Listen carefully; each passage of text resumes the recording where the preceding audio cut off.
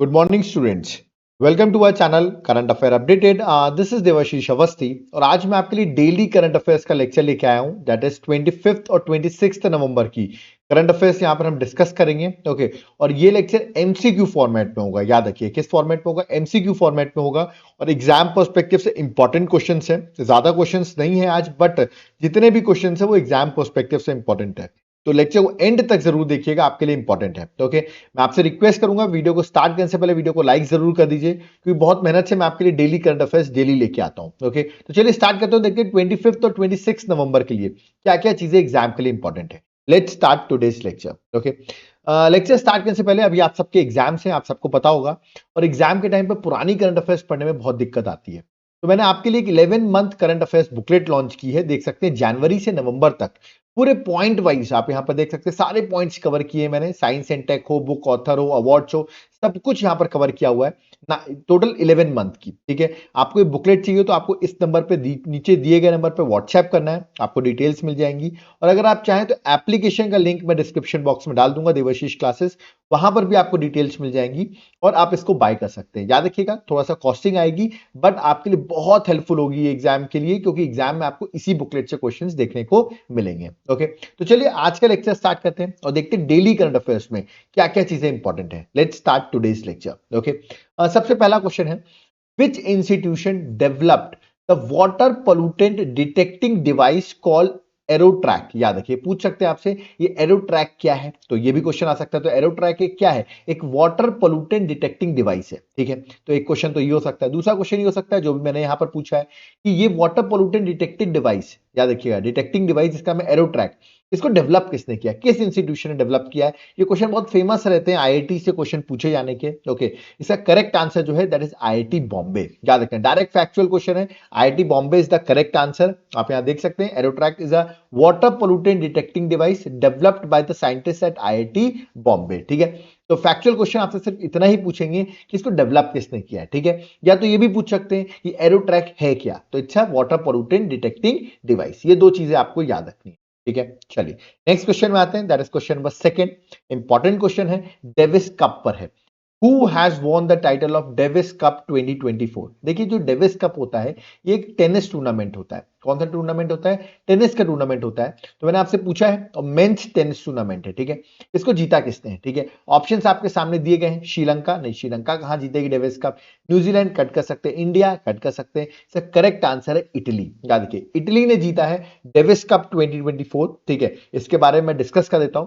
इसको इन्होंने फाइनल हराया है नीदरलैंड को. याद रखिएगा तो मतलब नीदरलैंड हार गई है और इटली ने इस मेंस टेनिस टीम में, इटली की मेंस टेनिस टीम ने इस डेविस कप 2024 को जीत लिया है. तो ये एग्जाम के लिए इंपॉर्टेंट है. इससे पहले भी डेविस कप इटली टीम जीत चुकी है 1976 में, 2023 में. ठीक है, तो ठीक है इस बार 2024 में किसने जीता है? इटली ने जीता है. तो याद रखिएगा एक्चुअली क्या होता है, दो टेनिस के होता है. एक मेंस टेनिस को हम कहते हैं डेविस कप, और वुमेन्स टेनिस का जो टूर्नामेंट होता है उसे कहते हैं Billie Jean King cup. Okay तो दोनों ही टेनिस टूर्नामेंट है, ये भी आपको याद रखना है. मेंस वाला मैंने बता दिया डेविस कप, और वुमेन्स का नाम भी आपको बता दिया है. ओके चलिए नेक्स्ट क्वेश्चन में आते हैं. That is question number third. Okay Which anniversary of Constitution Day is celebrated on 26 नवंबर 2024?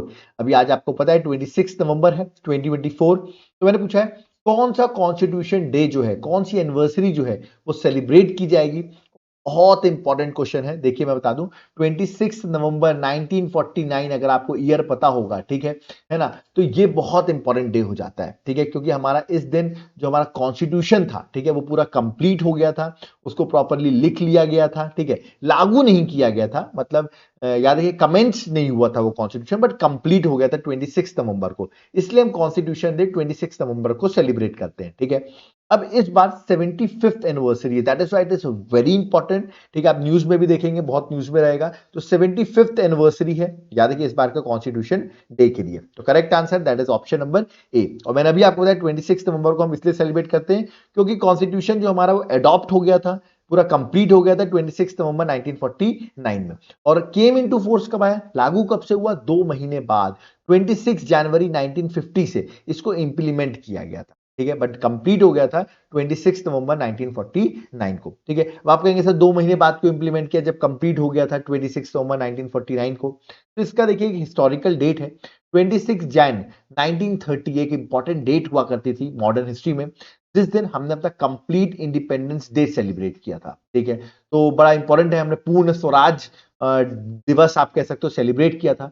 तो हमने सोचा जब ये कंप्लीट हो ही गया है तो हम 2 महीने और वेट कर लेते हैं, 26 जैन आने वाली है, तो 26 जैन 1950 हो गया, क्योंकि 49 के बाद 50 आएगा, तो हमने कहा 26 जैन को हम अपना कॉन्स्टिट्यूशन डे जो है या अपना कॉन्स्टिट्यूशन जो है वो लागू कर देंगे, मतलब केम इनटू फोर्स कर देंगे। ओके, इसलिए 2 महीने का वेट किया गया था। ठीक है, तो ये आपको याद रखें 26 जैन 1930 एक इंपॉर्टेंट डे है हमारे हिस्टोरिकल में, इसीलिए इसको 2 महीना वेट किया गया था। ओके, चलिए नेक्स्ट क्वेश्चन में आते हैं, that is question number 4। Again a very important, अभी आपको पता होगा आईपीएल ऑक्शंस कंप्लीट हो गए हैं। ठीक है, तो मैंने पूछा इस आईपीएल ऑक्शन में most expensive player in the history of IPL, ऐसी बात नहीं सिर्फ इस आईपीएल ऑक्शन में, ओवरऑल भी जितने भी आईपीएल हो चुके हैं उसमें अगर देखा है सबसे एक्सपेंसिव प्लेयर कौन बना है आईपीएल का।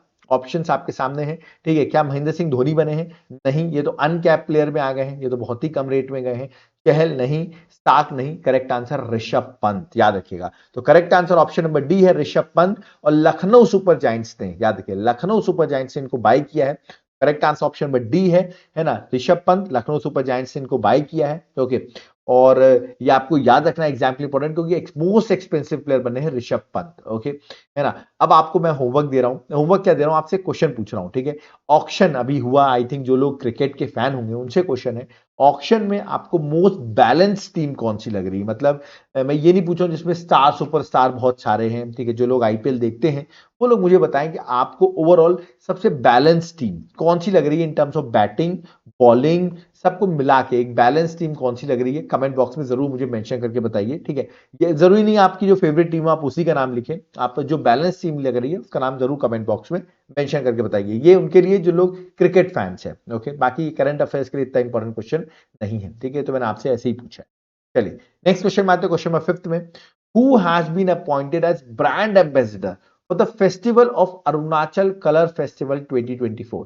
ये अरुणाचल कलर फेस्टिवल जो है 2024, इसके ब्रांड एम्बेसडर कौन अपॉइंट हुए हैं?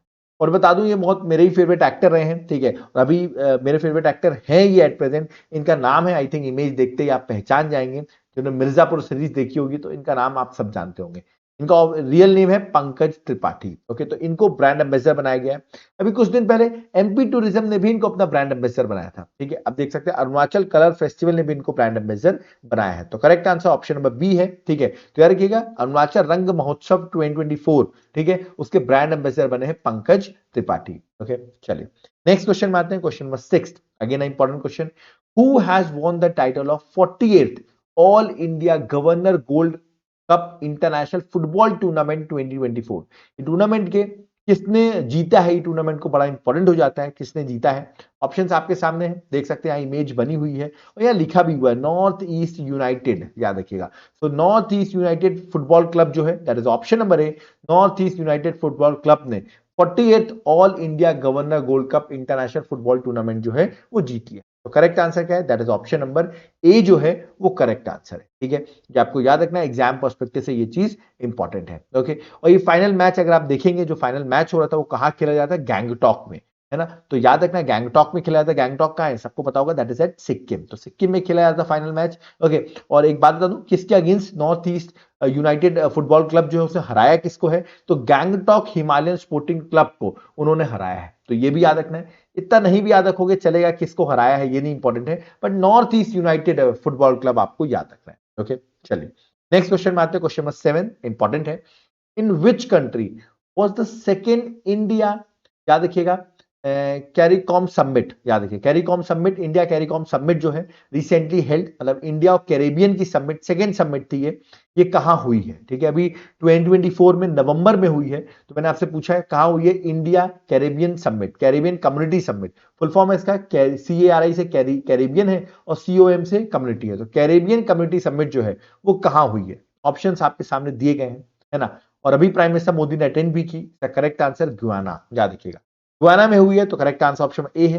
सेकंड है, प्राइम मिनिस्टर ने इसको चेयर्ड किया हुआ है, जॉर्ज टाउन गुयाना में ये समिट हुई है। ठीक है, और इससे ऑफ कोर्स जो कैरेबियन कम्युनिटी है और इंडिया के रिलेशन बेटर होंगे। ठीक है। आपको पता होगा जब यहाँ पर मोदी जी पहुंचे, है ना, सो मोदी जी को अवार्ड्स की तो लाइन लग गई है। इस बार नवंबर 2024 में ही प्रधानमंत्री मोदी को 4 अवार्ड्स मिल चुके हैं। नाइजीरिया ने तो अवार्ड दिया ही, लेकिन जब वो पहुंचे इधर साउथ अमेरिका साइड में, तो आप देखेंगे गुयाना जब वो गए, ठीक है, तो पहले से ही डोमिनिकन रिपब्लिक ने अनाउंस कर रखा था, ठीक है, फिर उनको और 2 कंट्रीज ने, याद रखिएगा, इनको अवार्ड दे दिया। टोटल मोदी जी के 19 अवार्ड्स हो गए हैं, ठीक है, तो ये भी आपको याद रखना है। मैंने पिछले करंट अफेयर्स में पढ़ाया भी था कि मोदी जी को 19 अवार्ड्स कौन कौन से मिले हुए हैं, ठीक है ना, तो ये आपको याद रखना है।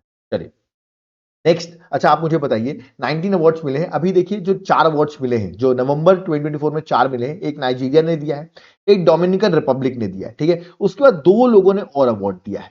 वो आप उन कंट्रीज के नाम मुझे बताइए, किन 2 कंट्रीज ने और अवार्ड दिया प्राइम मिनिस्टर को इस नवंबर 2024 में। मैं हिंट दे रहा हूं, कैरेबियन आइलैंड्स की कंट्री है वो। ओके, चलिए नेक्स्ट क्वेश्चन में आते हैं, क्वेश्चन नंबर 8।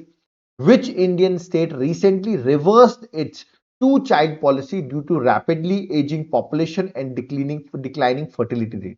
फर्टिलिटी रेट उनका डिक्लाइन हो रहा था, पॉपुलेशन एजेड हो रही थी, उसको देखते हुए 2 चाइल्ड पॉलिसी जो थी, यहाँ पे अर्बन इलेक्शन लड़ने के लिए, याद रखिएगा, आपको 2 बच्चे से ज्यादा नहीं हो सकते, ऐसे करके पॉलिसी बनी हुई थी। अब उन्होंने इस पॉलिसी को रिवर्स कर दिया, हटा दिया उस पॉलिसी को। तो कौन से स्टेट ने ये स्टेप लिया है, और ये है, अभी आपको पता होगा, इसमें इलेक्शंस भी हुए थे और चंद्रबाबू नायडू यहाँ के सीएम है एट प्रेजेंट। तो आंध्र प्रदेश का ये स्टेप है। करेक्ट आंसर ऑप्शन नंबर ए है, दैट इज आंध्र प्रदेश। आप मुझे कमेंट बॉक्स में बताइए, एट प्रेजेंट आंध्र प्रदेश के गवर्नर कौन है, who is the governor of Andhra Pradesh, आप मुझे कमेंट बॉक्स में मेंशन करके बताएंगे। ओके, तो यहां पर करेक्ट आंसर है ऑप्शन नंबर ए। ओके, चलिए नेक्स्ट क्वेश्चन में 9th में आते हैं। On which date national milk day 2024 is celebrated? बहुत इंपॉर्टेंट है, नेशनल मिल्क डे कब सेलिब्रेट किया जाता है, ठीक है, मैं हिंट दे रहा हूं, उनकी बर्थ एनिवर्सरी है वर्गीस कुरियन की, ओके, जिनको हम फादर ऑफ व्हाइट रेवोल्यूशन कहते हैं, वर्गीस कुरियन, उनकी बर्थ एनिवर्सरी आती है 26 नवंबर को। कहने का मतलब जिस दिन कॉन्स्टिट्यूशन डे है उसी दिन नेशनल मिल्क डे जो है वो सेलिब्रेट किया जाता है। तो correct answer option number B, 26 नवंबर। ओके, और क्यों मनाया जाता है मैंने अभी आपको बताया, वर्गीस कुरियन, याद रखिएगा, father of architect of Indian white revolution, उनको ऑनर करने के लिए वर्गीस कुरियन के नाम पर, याद रखिए, 26 नवंबर को हम नेशनल मिल्क डे जो है वो सेलिब्रेट करते हैं। ओके, चलिए आगे बढ़ते हैं। अब आप मुझे बताइए नेशनल लीगल डे कब सेलिब्रेट करते हैं, ये मैं आपको होमवर्क दे रहा हूं। नेशनल लीगल डे, याद रखिए, लीगल या लॉ डे आप कह सकते हैं, कब सेलिब्रेट किया जाता है, ये आप मुझे कमेंट बॉक्स में मेंशन करके बताइए। ओके, चलिए नेक्स्ट क्वेश्चन में आते हैं, question number 10th। Which country won the Billie Jean King Cup title for the 5th time? Okay, अब आप कहेंगे ये कौन सा टूर्नामेंट है? अभी कुछ देर पहले मैंने आपको डेविस कप पढ़ाया, ठीक है, मैंने कहा डेविस कप एक मेंस का टेनिस कप है, ओके, मेंस का टेनिस टूर्नामेंट है। वैसे ही बिले जीन किंग कप जो है ये एक वुमेन्स का, याद रखिए, वुमेन्स का टेनिस टूर्नामेंट है। ओके, तो वुमेन का टेनिस टूर्नामेंट है जिसका नाम है बिले जीन किंग कप 2024। इस टाइटल को किसने जीता है? चिंता मत करो, बहुत आसान है। इस बार डेविस कप मेंस ने भी इटली ने जीता और वुमेन्स में भी इटली ने जीता, तो बहुत इजी हो जाता है। करेक्ट आंसर ऑप्शन में ए है, दैट इज इटली। मेंस और वुमेन्स दोनों ही इटली ने जीता है, तो करेक्ट आंसर ऑप्शन नंबर ए। तो ये आपको याद रखना, और इन्होंने हराया है स्लोवाकिया को। किसको हराया है? स्लोवाकिया को। ओके, चलिए नेक्स्ट क्वेश्चन में आते हैं, question number 11। Where has the central government launched national campaign? अब कोई बहाना नहीं, ऑन 25 नवंबर। तो 25 नवंबर को नेशनल कैंपेन, अब कोई बहाना नहीं। क्योंकि आप यहां पर देख रहे होंगे हमारी women and child development minister हैं जो बैठी हुई हैं, ठीक है, और ये कैंपेन कहां से लॉन्च किया गया है, तो गेस करना हो तो न्यू दिल्ली लगा सकते हो, क्योंकि न्यू दिल्ली ही आंसर है। तो correct answer option number C है, that is New Delhi. Okay, हमारी women and child development minister Annapurna Devi जो है, उन्होंने इस कैंपेन को लॉन्च किया है। और ये क्या लॉन्च कैंपेन क्या है कि and the gender based violence, जो जेंडर बेस्ड वायलेंस होता है ना, उसको खत्म करना है, उसके लिए प्रोएक्टिव स्टेप्स लेना है। ये कैंपेन जो है उसी के लिए है। ओके, चलिए नेक्स्ट क्वेश्चन में आते हैं, क्वेश्चन नंबर 12। अभी आपको पता होगा मैंने पढ़ाया भी हुआ, कॉन्फ्रेंस ऑफ पार्टीज की 29 की जो समिट चल रही है UNFCCC की, ठीक है, ये चल रही है बाकू अजरबैजान में, ठीक है, तो वहीं पर ये टारगेट सेट किया गया है कि how many billion dollars annually by 2035, ये टारगेट रखा है कि हम इतना अमाउंट जो है वो डॉलर रेस करेंगे, और क्यों रेस करेंगे वो भी मैं आपको बताऊंगा, ठीक है। तो आपसे पूछा गया है कितना रेस करने की बात की गई है यहाँ, ठीक है, ऑप्शंस आपके सामने हैं, कितना रेस करने की बात की गई है वो आप बताइए, फिर मैं आपको आगे बढ़ाता हूं। इसका करेक्ट आंसर 300 बिलियन डॉलर्स, याद रखिएगा। तो करेक्ट आंसर क्या है? दैट इज ऑप्शन नंबर ए। तो मैं इसके बारे में आपको बता देता हूं। यहां पर ये डिसाइड किया गया है एनुअल ग्लोबल फाइनेंसिंग टारगेट जो होगा वो कितना होगा, वो 300 बिलियन होगा, याद रखना कितना होगा, 300 बिलियन होगा, ठीक है। और इससे इंपैक्ट जो डेवलपिंग कंट्रीज होती है उनको जो इंपैक्ट पड़ता है क्लाइमेट चेंज से, याद रखिएगा, तो वो जो होगा ये मनी उसमें यूज किया जाएगा, ठीक है। तो ये आपको याद रखना है, ठीक है। तो ये याद रखिएगा कि कितना डिसाइड किया, कितना नेशंस ने एग्री किया है कि एनुअल ग्लोबल फाइनेंसिंग में टारगेट में सेव करेंगे, वो है 300 बिलियन, ओके, टिल 2035, ओके। तो ये एग्जाम के लिए इंपॉर्टेंट होगा आपके लिए, ठीक है। इंडिया ने भी however India objected to this agreement saying that it is inadequate for developing countries। India ने बोला भी कि डेवलपिंग कंट्रीज इतना पैसा कैसे दे पाएंगी, ठीक है ना। तो डेवलपिंग कंट्रीज ने इस पर अपोज भी किया है ना, इस एग्रीमेंट पर, इसलिए न्यूज में है, ठीक है। तो आपको याद रखना है 300 बिलियन पे बहुत डिस्कशन हुआ है, ओके। चलिए नेक्स्ट क्वेश्चन है, क्योंकि क्वेश्चन आप देखिए ना यहाँ पर क्या बोला गया है कि ये टारगेट रेस करना है, ठीक है। और ये जो है 300 billion to develop developing countries, ठीक है। और ये टारगेट रेस मतलब आप डेवलपिंग कंट्रीज का इतना पैसा होता नहीं है, ठीक है। तो उनको बोला गया ये होना चाहिए डेवलप कंट्रीज रेस करें, ठीक है, उनके लिए, बट यहाँ पे डेवलपिंग कंट्रीज को भी इंक्लूड किया गया, that is why opposition has been done, okay. चलिए नेक्स्ट क्वेश्चन 13 पे आते हैं। This is very important question, ठीक है। क्वेश्चन क्या है, who has named the cyclone forming in the Bay of Bengal in November 2024? इसका नाम है फेनेगल। आपको बता दूं ये साइक्लोन भी आ गया है, मैंने अभी साइक्लोन का लेक्चर लिया हुआ था, मैंने उसमें पढ़ाया भी था कि अगला साइक्लोन जो आने वाला है वो फेनेगल है, ओके। साइक्लोन मैं बता दूं बे ऑफ बंगाल में बना, साउथ अंडमान के पास ये साइक्लोन बना। इसका इंपैक्ट जो है वो तमिलनाडु में पड़ा है। कहां इंपैक्ट पड़ा है, तमिलनाडु में पड़ा है।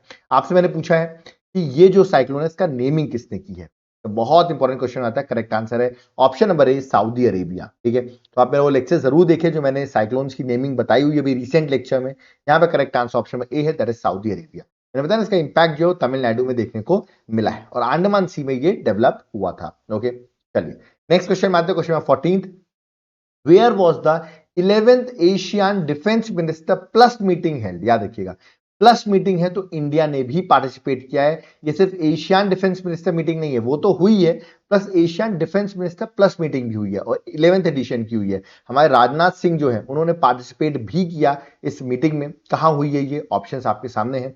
ये हुई है वियतनाम में। करेक्ट आंसर क्या है, that is option number C, Vietnam में हुई है, याद रखिएगा। तो ये आपको याद है, वियतनाम की कैपिटल वियंतिनी, याद रखिएगा वियंतिन जो है जो कैपिटल है वियतनाम की, वहां पर ये कॉन्फ्रेंस जो है ये आपको याद रखना है ना, ये हुई है, ठीक है। अच्छा सॉरी सॉरी सॉरी, मैंने यहाँ पर क्या लिखा है, डिफेंस में दादा presented India at the 11th Asian plus forum meeting in the Lao People Democratic Republic capital Vietnam. हाँ ठीक है, सही है। एक्चुअली क्या हुई है, तो इसको आप थोड़ा सा चेक कर लेना, ठीक है। मैं आपको बता रहा हूँ, शायद मैंने गलत यहाँ पर लिख दिया, आपको मुझे कमेंट बॉक्स में जरूर बताना है कि ये लाओस में हुई है, ये वियतनाम में हुई है, ठीक है। ये आप मुझे थोड़ा सा कमेंट बॉक्स में जरूर मेंशन करिए कि ये हुई कहां पर है, ठीक है। ये मैं आपको होमवर्क दे रहा हूं क्योंकि मुझे थोड़ा सा कंफ्यूजन है इसमें, इसको लेट्स चेक इट आउट। मैं कमेंट बॉक्स में जरूर कमेंट करके बता दूंगा कि लाओस में हुई है कि वियतनाम में हुई है, ठीक है। तो इसको जरूर कमेंट बॉक्स में, इसमें ऑप्शन में वियतनाम लिखा हुआ है ना, तो आप इसको जरूर एक बार चेक करके जरूर बताएंगे, ठीक है ना। अभी इसका मैं वियतनाम आंसर दे रहा हूं, बट आप एक बार जरूर चेक करिए क्या लाओस में हुई है क्या ये, तो आप जरूर एक बार चेक करके मुझे बता दीजिए, ठीक है।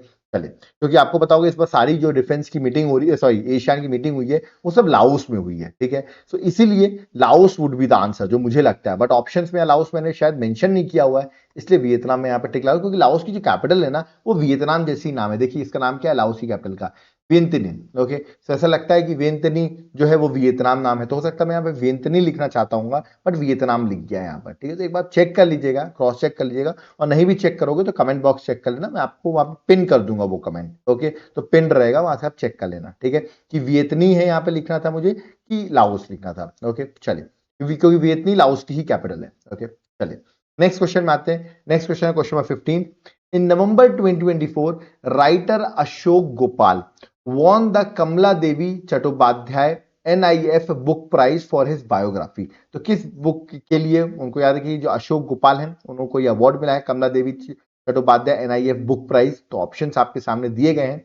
द करेक्ट आंसर है अंबेडकर के लिए, ऐसे याद करो आप, अपार्ट अपार्ट, याद रखिए apart apart the life and the thought of B.R. Ambedkar. इस बुक के लिए इनको अवार्ड मिला है, याद रखना आपको, यहां पर आप देख सकते हैं, ठीक है। ये अशोक गोपाल इसके ऑथर है। तो ये पूछ सकते हैं बुक के ऑथर कौन है, अपार्ट अपार्ट ऐसा करके आ सकता है, अपार्ट अपार्ट, ठीक है। तो ये आ सकता है, आपसे पूछ सकते हैं इसके ऑथर कौन है, तो इसके ऑथर याद रखिए अशोक गोपाल जी हैं, okay. Next question number 16। Which political alliance retained the power in Jharkhand in 2024 election. अभी आपको पता हो झारखंड में इलेक्शंस हुए, ठीक है। अब झारखंड के सीएम जो हैं वो आपको पता है हेमंत सोरेन ही बनेंगे। अब देखते हैं वो इलेक्ट कब होते हैं, बट याद रखिए वही बनेंगे, ठीक है। तो किस पार्टी ने वहां पर वापस पावर में आई है, तो ऑप्शंस आपके सामने है, वो है इंडिया ब्लॉक। याद रखिएगा इंडिया ब्लॉक ने यहाँ पर वापस पावर में आ गई। एक्चुअली वो पहले भी रूल कर रही थी, वापस वही रूल करेगी। इंडिया ब्लॉक में झारखंड मुक्ति मोर्चा यानी कि जो मेन पार्टी थी, कांग्रेस, आरजेडी और सीपीआई एमएल, ये मिलके इन्होंने इंडिया ब्लॉक बनाया हुआ था कहां पर, झारखंड में, और वहां पे इन्होंने इलेक्शन को जीत लिया है, ठीक है।